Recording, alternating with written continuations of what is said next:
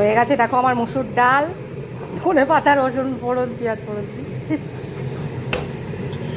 এত হাসি মজাক চলছে এখানে, আর কি বলবো, সেই ফেলছে। এইটু ফুটে গেছে, এবার নামিয়ে দেবো। করছি আলু সিদ্ধ, পেঁয়াজ শুকনো লঙ্কা ভেজে মেখে নেব। আর এদিকে করছি মাটন। এখন কষাচ্ছি, আরও একটু কষাতে হবে। দিয়ে দিয়েছি পেঁপে, পেঁপে দিলে একটু তাড়াতাড়ি সিদ্ধ হয়। হয়ে গেছে আমার মাংসটা কষানো, এবার আমি প্রেসারে সিটি দেবো। তেল ছেড়ে দিয়েছে।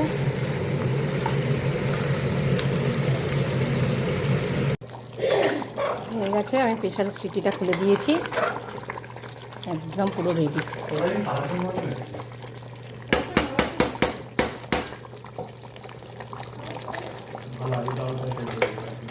হয়ে গেছে আমার রান্না।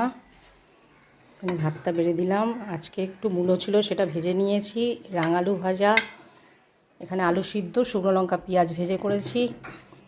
এখানে আছে মুসুর ডাল, ধনে পাতা দিয়ে, আর এখানে আছে মাটনটা। আজকে দুপুরের এটাই লাঞ্চ।